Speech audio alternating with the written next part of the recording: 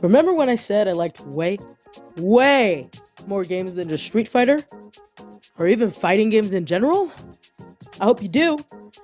Welcome back to my domain, Mofubuki, and please, give me some time because this is going to be great. Trust me.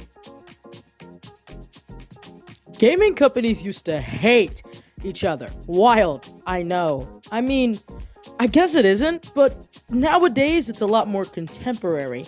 That's why they were called console wars, not console squabbles. Essentially, even with that, there were two companies at war, Nintendo and Sega. And Sega had better graphics than Nintendo at one point, but then they fell behind and their consoles failed. We don't need to talk about that, but then someone stepped into the ring. There was some commercial with an orange mascot pulling up to Nintendo HQ and harassing them to get Mario to come outside to fight him.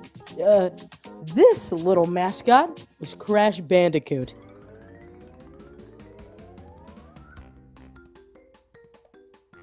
Crash Bandicoot is the little child of Naughty Dog. Naughty Dog? You gasp. Don't they make, like, realistic, story-driven drama games now? Yeah, they do. It kind of sucks. But yeah, this is where they got their start. A silly little platforming game that wanted to box Mario in the Nintendo HQ parking lot. But yeah, he went through some interesting designs, with Sony of Japan wanting Naughty Dog to stick with this Willy the Wombat design. I mean, to sidetrack, Japan hasn't really liked Crash's original design, slightly tweaking it over the years, until Crash 4, baby, the GOAT! But yeah, they really liked Willy, and he was probably nicer on the eyes, just, have you looked at Crash? He looks insane, insane, get it? It's the games. Okay, alright. But yeah, shortly after all that, Crash Bandicoot almost got hit by his own logo in 1996. He instantly became a Sony mascot and, lives in the hearts of wistful millennials. But now it's time to talk about my favorite subject, lore.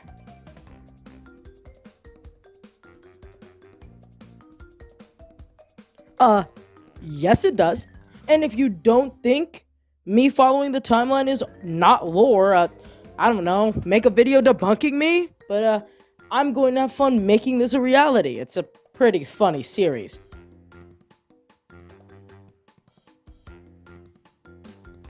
Everyone should know about Crash 4. It's about time. If you don't, massive L. Go play it on the Nintendo Switch, whatever new Xbox is out, PS4 and PS5. This isn't a sponsor read. I really want people to play this game. Sorry about that, gotta support my favorite games, gotta be a fan. But yeah, in that game, they retconned all of the Crash games from 1999 to about 2017-ish, because Crash was released as like a Skylanders Imaginators DLC, before he officially returned in 2017 with the Crash Bandicoot Insane Trilogy Remake Master? They definitely didn't change the game as much, but the graphics look good. I got this game with my Switch for Christmas 2018. And then we got Crash Team Racing Nitro Fueled in 2019. I've never played this one. I would go insane trying to get every single character and skin and stuff, because they also don't have an easy way out. And by easy way out, I mean I can't just buy a DLC pack of everything without grinding the insane store, however that works. Then, in October of 2020, it was finally time for the 4th Crash Bandicoot. After all these years! What? Huh? What do you mean that's not the only 4th game. There are 2 Crash titles that are number 4?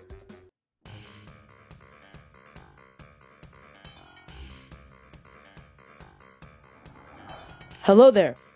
No, this isn't an alternate timeline. This is the retcon Crash timeline, where we start at the beginning, 2001. Naughty Dog has just raced an RC car on the Universal table where they do meetings, true story, and now Crash has been peddled to Traveler's Tales. If that name sounds familiar, it's because they make Lego games now. That's all they make, are Lego games. Like, guys, you don't have to keep making Lego games. But yeah, and they gave their hand at a Crash game. Is it the best? Heck no. This game has a sneak mechanic. Just look at this.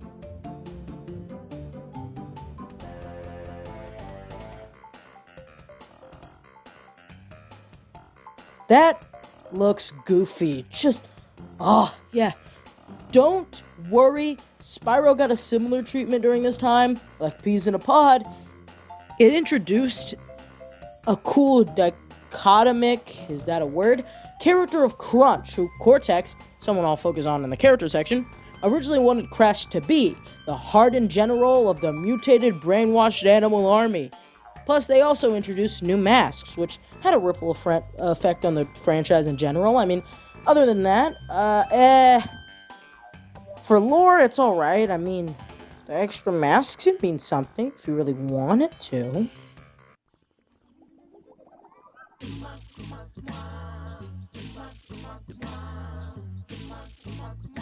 This game is actually really good. If you can hear the background music, it is a cappella, done by the band Spyromouth. Then they fell off the face of the earth.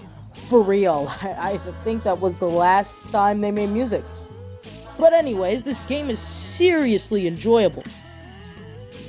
With Crash and Cortex, I'll still talk about him, both holding on to a crystal, like an inherently powerful element that was used as a collectible in Crash 2, just a little purple crystal, TBH. And they both don't want to let it go, so they're tethered throughout this adventure. It's about these two twins called the Evil Twins, I think, and they want to, revenge. Cortex was their owner, and he banished them to the Shadow Realm, so now that they're back, they want to torture him. That's it, I think. But outside of introducing Cortex's daughter? Niece, he doesn't seem to want to answer that for himself. Nina was a fine game with some cool platforming for the franchise, with this game having more of an open world explorative areas. Great comedy, it really leaned into that, and that trickled into the franchise even more. Plus, the music, just listen to this.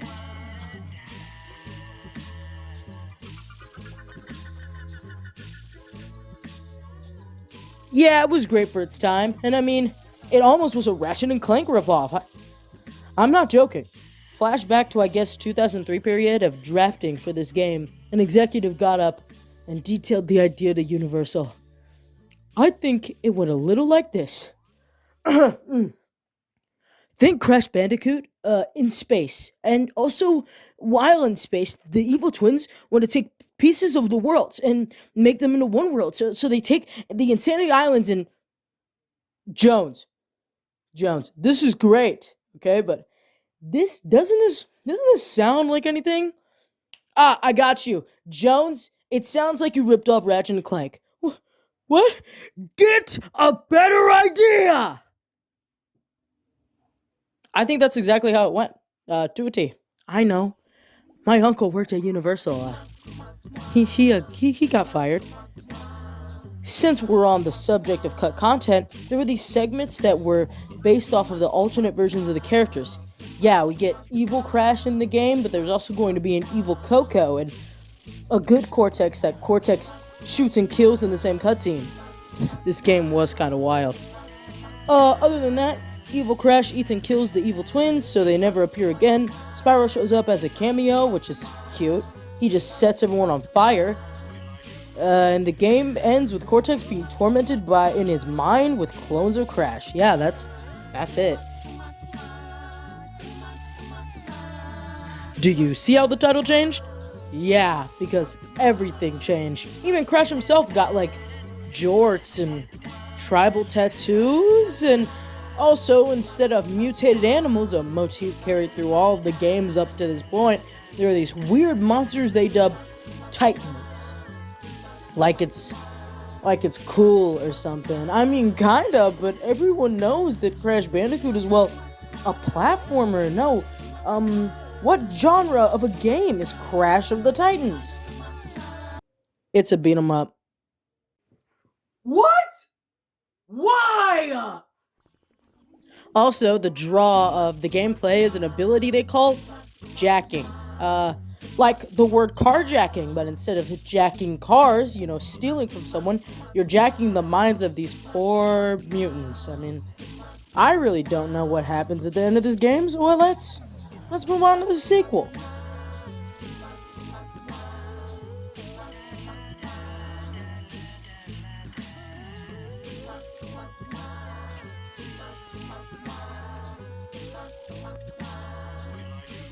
Despite returning Crash's name to the title, they dropped Bandicoot. For no reason, but I think this is the one with the very cutscenes, and this one brings back Embryo, and he makes a joke about his name, mentioning that it sounds like the word fetus, which is just hilarious. What I mean by varied cutscenes is that the cutscenes themselves are based off of different animation genres. This is the one that Ant Dude said was the better out of the two in his ancient Bad Crash Games video. Yeah, I'm shouting out Ant Dude. Go watch him, he's very funny. Other than that, I think some of the monster designs are cool, but this whole little franchise reboot didn't do completely well, obviously, and I mean, we can end the discussion here. Well, maybe, but we have to talk about lore at least a little bit.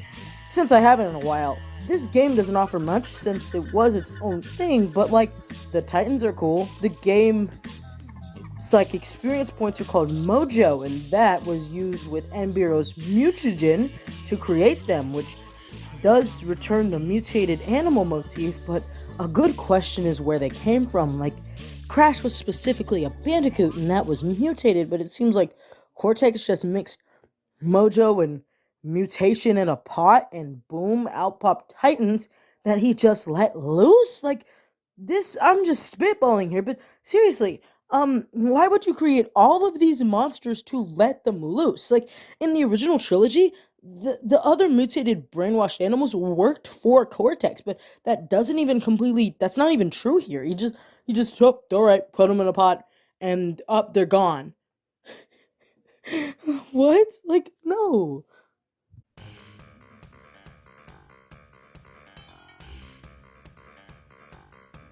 So, before Crash 4 The Wrath of Cortex, Universal forced out another Crash game for the PlayStation 1. Crash Bash! It's a bad game. It's just bad. I mean, they added some weird characters I don't really care about.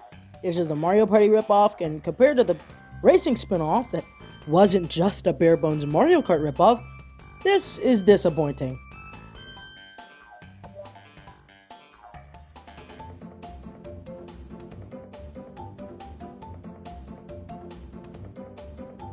If you thought Universal, who were owning Crash at this point, were idiots, you should. They are big idiots, big dum-dums. But they made another Mario Party ripoff. It was on the DS. It was about some throwaway rich purple guy. Not that purple guy. You watch yourself. That's pretty much it. It's a bad-looking game, and you can rename Crash. I gotta get out of here.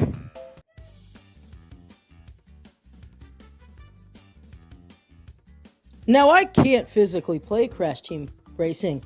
I did it one time at a Walmart and got frustrated by the weird controls, but I could give them the props that they deserve. I mean, I'll probably just talk about the newer ones and the stuff I noticed about them.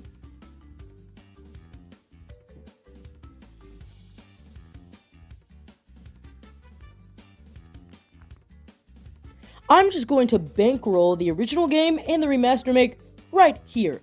Notably about the original game, Penta Penguin, who was, I think, a secret playable racer, was shipped in the game without finished voice lines. So instead of an actual penguin noise, you, for real, would just hear Penguin Yay 1. Because they never put in his voice lines. About Nitro Fueled Remaster Make, it reuses a set of characters from Tag Team Racing. We'll talk about it.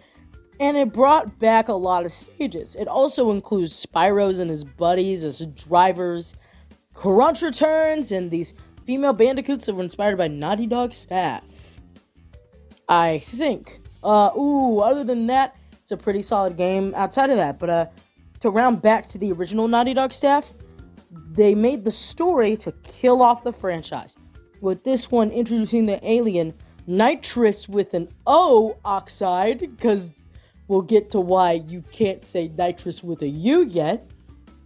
And the plan was that people would hate it and that would just kill it off. But that heavily backfired. The game came out in 99 and I'm still talking about that goober today, so. This game is kind of more of the same, where a different alien makes Crash and the crew race against Cortex and other random aliens for entertainment. I mean, it wasn't that bad, but the gameplay is okay, and sometimes the game looks good, but besides that, there isn't a lot of lore to really mull over.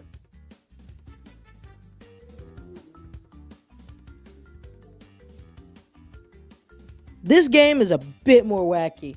Crash, while fighting Cortex, rolls into a theme park that has really wacky racetracks. And there is this weird little pumpkin man that follows them. He's a spooky, ugly little fellow. A mouse lady that still constantly gets fan art. She was only in one game. And that's it. Half the game is an open world adventure where you can find Looney Tunes style death scenes for Crash. What? They're called dioramas. Yeah, but it was the last one before Nitro Fueled released in 2019, so.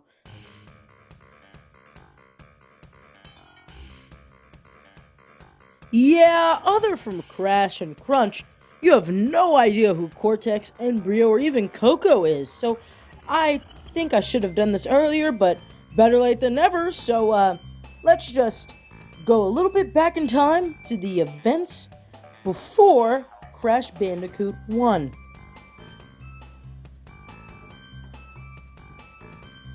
Dr. Neo Cortex was laughed at for his big forehead, I think.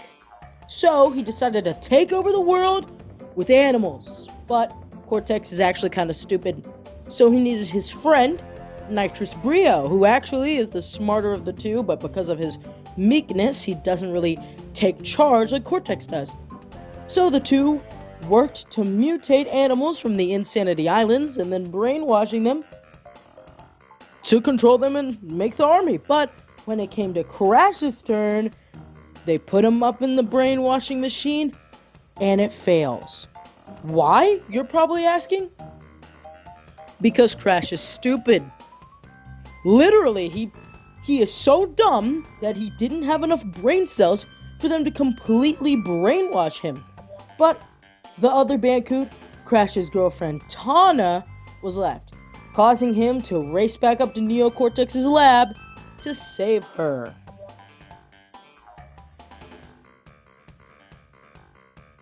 He is the epitome of a loser. Like, that is his character. To a T. I mean, there even is a scene in Crash 4, It's About Time, where he begs Crash to just let him win. He's a loser in the world and a loser to the creature that he spawned, you know. Talking about those creatures,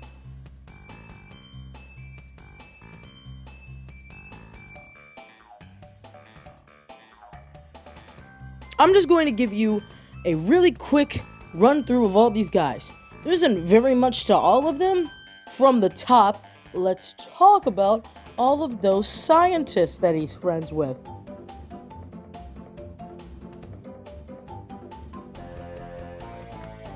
And Brio. We already talked about him, but I didn't really talk about his green, I think, Hyde-inspired appearance. Like Jekyll and Hyde. Hyde was the crazy one, right? Well, and Brio gets a cool, chemical-induced Hulk-like superform. I mean, he's a beanpole usually, so seeing him swell up to this size is insane, but yeah, that's his thing. That and his nervous-induced stutter. In Crash 4, It's About Time, he was played by Roger Craig Smith, aka the modern voice of Sonic.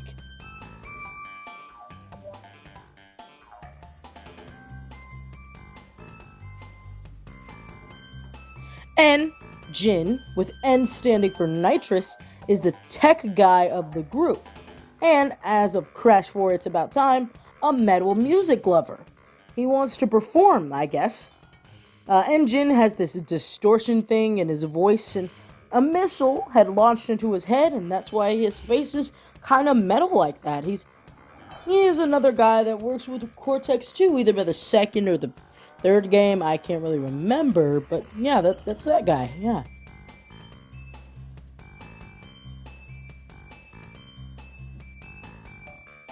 N, standing for nefarious.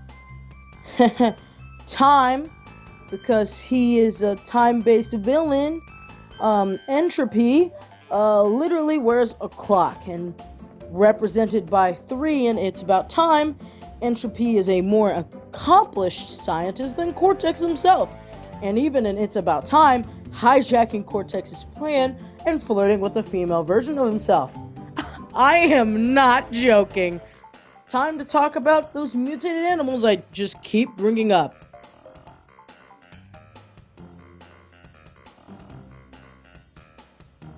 This guy is probably the most recognizable out of the bunch.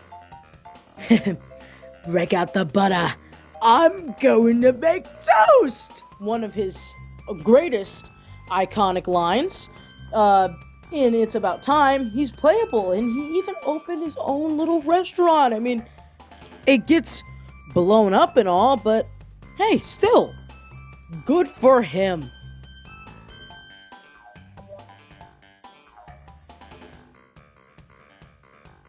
He's big, buff, and was in a mine. He throws rocks at you, you throw them back, then he kind of just gets carried off screen. Well, that sucks.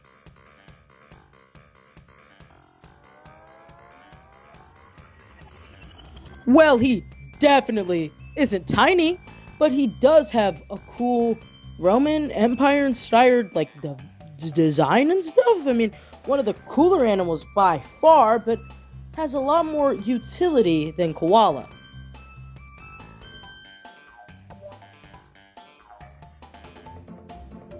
This guy is mentally insane. I'm not being mean, he literally wears a straitjacket and laughs maniacally. By the second game, he looks very well adjusted, even reading the Crash 2 guidebook. Still wearing the straitjacket though. I assumed because his boss fights involve bombs, he just got blown up by one, but I can't be sure.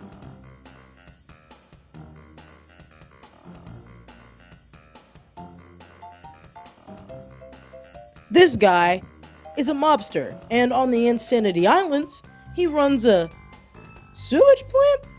But yeah, he literally shoots rounds at Crash, you have to duck behind furniture. It makes him one of the more, fun boss fights of the original game, at least.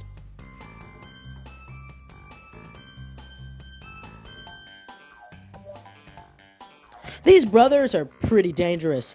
They stretch out all their S's, even though they aren't snakes, they're Komodo dragons. But, it was like the 90s, not like the developers could just look up the difference. Either way, along with Dingodile, these guys are big fan favorites within the fan base, too. I think they're okay. I had to look them up to put them into this whole section.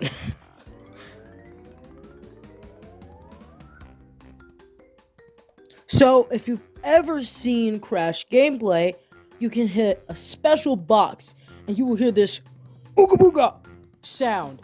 That is Aku, not him. You got one more chance.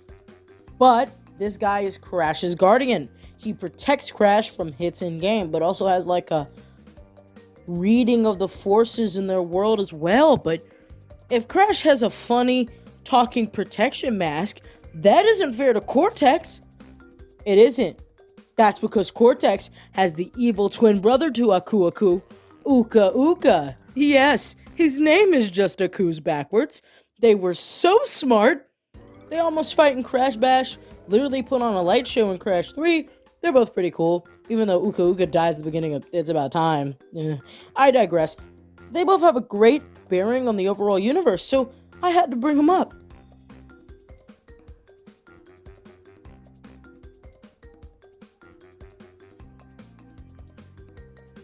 Already brought her up, but yeah, Crash's girlfriend, that was her role, but Naughty Dog was told something, her design was inappropriate for a children's game, so they replaced her, and then she was gone.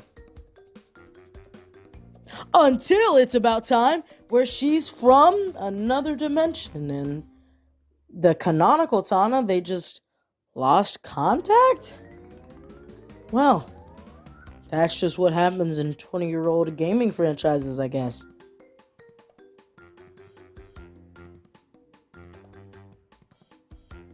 That replacement character for Tana was Coco, revealed to be Crash's little sister. In the original Crash 2, the original PlayStation 1 was a jerk. I legit didn't like her delivery when asking Crash for batteries for her laptop. On an island? Coco, where the heck is he supposed to get batteries from? Oh, just let him craft them from sand, water, and trees, I guess. You know, he walks 2 steps forward, and then the entire plot of the game, literally the plot, like, if Crash wasn't asked by Coco to go get batteries, the game wouldn't have started. But she was like, I need batteries in my laptop. In 98? What was she doing with a pink laptop? And why does she need batteries? What batteries for? Okay, yeah, no, but I mean, I think she's cool.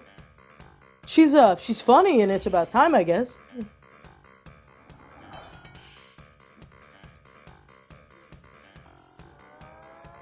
Those little guys are Crash and Coco's pets. They ride them. The end.